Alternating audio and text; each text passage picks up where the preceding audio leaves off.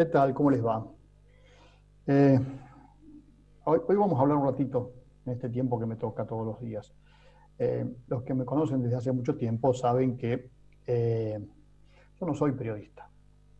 Yo hace un tiempo, unos largos ya 15 años, tal vez más cerca de 20 que de 15, a alguien se le ocurrió que podía estar en este lugar, un grupo de gente a la que quiero y aprecio mucho y valoro la oportunidad que me dieron.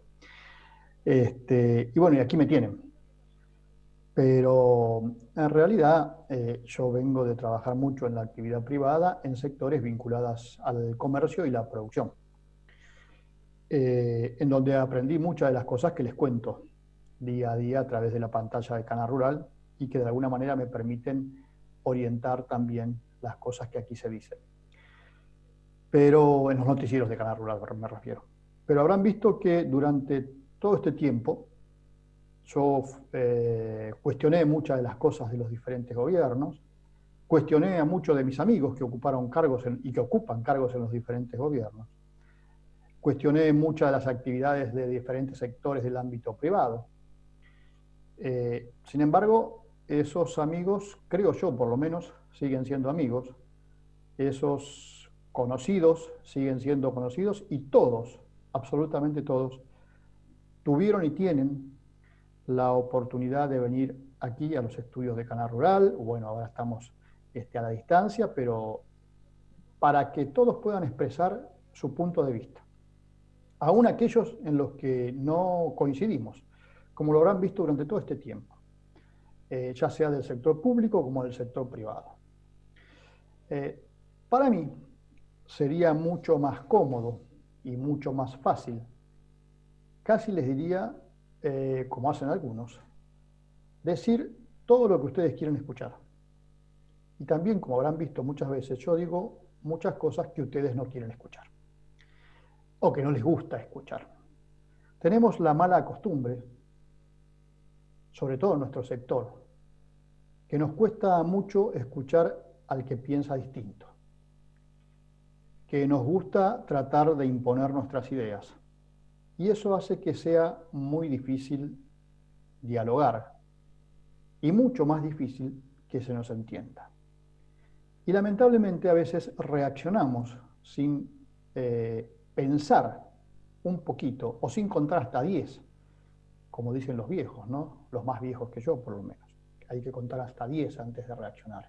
Reaccionamos por impulso, nos dejamos llevar por titulares, por algunos, entre comillas, ídolos que creamos, sobre todo en materia de comunicación, sin entender o sin ver que atrás de todo esto siempre hay un negocio, que algunos lo podrán hacer mejor, a otros lo podrán hacer peor, pero que hay un negocio. Insisto, para mí sería mucho más cómodo, mucho más fructífero, y como le decía a algún amigo días pasados, estar siempre de acuerdo con el establishment, con ese establishment que defiende su negocio como corresponde, que lo defiende muy bien por otra parte, que tiene una capacidad de lobby impresionante, pero con el cual a veces, la mayoría de las veces, no concuerdo, aunque están, insisto, en todo su derecho de defender su negocio y para eso tienen sus recursos. Lo que sí a mí me molesta a veces la desigualdad que existe en esa defensa en función de los medios que posee cada uno. Y eso es un problema de cada uno de los sectores involucrados, no es un problema de quien tiene más medios. Porque probablemente lo que tengan que entender todos es que en nuestra actividad, en lo que estamos vinculados al campo, todos los recursos salen de un solo bolsillo. Y eso es lo que a veces a uno le da bronca. Que ese bolsillo del cual salen todos los recursos no tenga necesariamente la capacidad de darse cuenta que aporta para que todos se defiendan y no aporta para su propia defensa. Y me refiero claramente al sector productor. Y se dejan llevar en muchos casos y los pasan por arriba en muchos otros. No les estoy adelantando ni diciendo nada nuevo, simplemente les estoy tratando de explicar algunas de las cosas que me parece que corresponde decírselas a esta altura de la circunstancia. Durante un par de semanas vimos a los medios de difusión masivos, que rara vez se ocupan de nuestro sector, hablar del tema Vicentín, por ejemplo, sin ni siquiera tener la más pálida idea de qué era Vicentín, de qué implicaba. Se lo vendió muy bien como un ataque a la propiedad privada, probablemente lo hubo, también hubo un error del gobierno en la forma en que enfrentó el tema, pero muchos transformaron a los Vicentín, cuando digo a los Vicentín en realidad digo a quienes manejaban la empresa, casi en héroes nacionales, banderazos en defensa, entre comillas, de la propiedad privada. Y ustedes saben que a mí eso no me gustó. No me gustó porque me daba la sensación que se estaba defendiendo a alguien que había hecho las cosas muy mal. Ha pasado el tiempo, se dijo que había que dejar actuar a la justicia, que para eso estaba. La justicia está actuando, claro. El juez ahora está con licencia porque demasiado trabajo, le agarró un estresazo. El juez del concurso. Apareció un juez penal de la justicia de Santa Fe, creo que de Rosario, a investigar porque evidentemente hay cosas muy extrañas ahí adentro. Pero el juez original, ese que todo el mundo defendía, que es el que iba a actuar, está con un estresazo. Además tiene un caso de coronavirus en el juzgado. El juzgado está cerrado. Sí, Vicentín paralizado. 400 millones de dólares quitados, robados a los productores. Por ahora, ni noticias. A lo de los bancos, problema de los bancos. A los productores, me imagino que les dolerá a ustedes como a mí. Pero hoy por hoy, muy poquitos medios se siguen ocupando del tema Vicentín. Ahora están todos trabajando en averiguar por qué los productores no venden, echándoles la culpa, como siempre, de que faltan dólares y diciendo una sarta de barbaridades. Basta mirar algunos medios, basta escucharlos, basta ver a algunos destacados economistas hablando. Les aclaro que muchos de esos economistas, las sociedades rurales de todo el país, las confederaciones, los grupos de productores, después los contratan para que le vayan a dar charlas, claro, porque les dicen lo que les gusta escuchar. Pero cuando hay que pegarle al campo, ahí le pegan. No tienen ningún problema en decir ahora que los productores están especulando, que no venden, que el gobierno está buscando la forma. Y yo quiero que observen estas cosas. Y en el mientras tanto apareció el famoso balance de Vicentín. Y la verdad es que cuando uno lo lee, yo ayer escuchaba el análisis que hizo Mariano Galíndez y que hicieron muchos colegas también, amigos, respecto de Vicentín.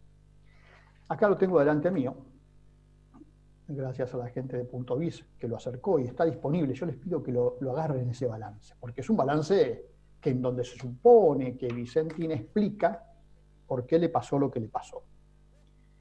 Y yo quiero hacer un resumen para que ustedes entiendan. Miren, Vicentín dice que el 2019 a nivel mundial fue un año muy complicado por el Brexit. Empezamos por ahí, el Brexit, la separación del Reino Unido de la Unión Europea. Después la guerra comercial entre Estados Unidos y China también impactó, por supuesto, en la economía mundial. El COVID-19, claro, el COVID-19 fue posterior a la entrada en crisis de Vicentín, pero no importa, Vicentín también lo usa como argumento para explicar las razones de sus problemas. Después habla del contexto local y dice que la crisis local empezó en el 2018, evidentemente con turbulencias financieras, que la Argentina tuvo que recurrir al Fondo Monetario Internacional. Después vinieron las pasos y la gente votó y votó otro gobierno. Pucha, ¿cómo Vicentín no se dio cuenta que la gente podía votar otro gobierno? Entonces apareció una mayor volatilidad del tipo de cambio y que la gente fue corriendo a los bancos a retirar los depósitos después de las pasos. ¿Cómo nadie previó eso? Aparentemente, si sigo todos estos argumentos, yo calculo que el 95% de las empresas que trabajan en la Argentina debieron haber desaparecido después de todo esto. Pero previo a eso había estado la sequía del 2018, que según Vicentín, le hizo perder 30 millones de toneladas de las que habitualmente opera. A ver, la sequía fue importante. Ahora, ¿dónde estarán las 30 millones de toneladas menos? ¿Qué pensaba Vicentín? ¿Que se iban a producir 70 millones de toneladas de soja? No sé. Después habla de que a raíz de esto, Vicentín tuvo que importar mucha soja de Uruguay, de Paraguay, de Brasil y de Estados Unidos. ¿Alguien lo obligó a Vicentín a hacer eso? ¿En su planificación no contempló este tipo de situaciones? Porque claro, un fracaso de cosecha nunca nadie lo piensa. Es absolutamente impensable que ocurra, no ocurre nunca. Se dio justo este año. Después habla de, claro, a Macri en el 2018 se le ocurrió quitarle el diferencial ese que supuestamente, según decían algunos amigos de la industria, se trasladaba a los productores. El diferencial impositivo que grava los derechos de exportación del complejo soja y había la diferencia en 3 puntos entre aceite, harina y soja. Pero a Macri se le ocurrió quitarlo a través de la gestión de Echeverri y del Solar, así en agosto del 2018, y eso le terminó de complicar la vida. Hasta hay un punto específico para mostrar el impacto que eso tuvo en Vicentín, que en realidad está demostrando que ese diferencial siempre es en favor de la industria aceitera. Es decir, Vicentín lo que me está diciendo, una vez más, ya lo había dicho el fallecido Nardelli, que se quedaba con ese dinero, con ese diferencial, porque eso, la quita de ese diferencial, le afecta el margen de molienda. Provocó una caída general de los márgenes de molienda especialmente devastadora, el diferencial. Sí, ahora, las demás, que insisto, también sufrieron la pérdida del diferencial, también deberían haberse caído todas, si fuera esta la causa. Después Vicentín habla, e insisto, yo no estoy inventando nada, está en lo que está aquí escrito, ¿no? De los problemas que tuvo en lo que tiene que ver con las pérdidas operativas, consecuencia de todas las importaciones que Vicentín tuvo que hacer para compensar lo que no tenía en el mercado local. Y dice un párrafo que a mí me llama la atención: el margen de molienda no depende de la decisión de la compañía, sino del nivel de precios internacionales, es cierto, de las retenciones a la exportación, derechos de exportación habrá querido poner, de la voluntad del productor de colectar sus stocks y de la apetencia del resto de la industria y la exportación de grado tal cual. Es decir, Vicentín parece que no estaba preparado para competir. Le molestó la competencia. Y además, el tema de las importaciones temporarias. Ahora resulta que termina siendo un perjuicio que la industria pueda tener el régimen de importación temporaria. Por supuesto, después Vicentín le echa la culpa también a los productores. Dice que, a ver, no estaba previsto que todos los productores que habían entregado a fijar salieran a fijar después de las elecciones. Después, más adelante, dice, los productores antes liquidaban mucho más adelante, demoraban las liquidaciones, ahora me vinieron a liquidar todos juntos. Bueno, y seguí leyendo y sigo leyendo y buscaba la autocrítica, a ver donde Vicentín dice nos equivocamos en esto. Para nada. Al contrario. Cuando habla de alguna gestión, habla de la gestión precisamente del fallecido Sergio Manuel Nardelli, que falleció efectivamente el 12 de agosto del 2020, lamentablemente, a quien califica como un soñador, hacedor y trabajador incansable, comprometido con la empresa, la familia y su comunidad, sin renunciar a sus orígenes, apostó siempre por el crecimiento mediante la inversión y el trabajo. En la Argentina la muerte, evidentemente, redime todo, ¿no? Insisto, yo no lo conocía el señor Nardelli, no discuto lo que dice acá su grupo, pero evidentemente algo al final falló, porque algunas cosas no se hicieron bien. Pero Vicentín, a pesar de todo esto que explican, estaba camino a la recuperación. ¿Y qué pasó? El Estado Nacional intervino. Y ahí se cayó todo.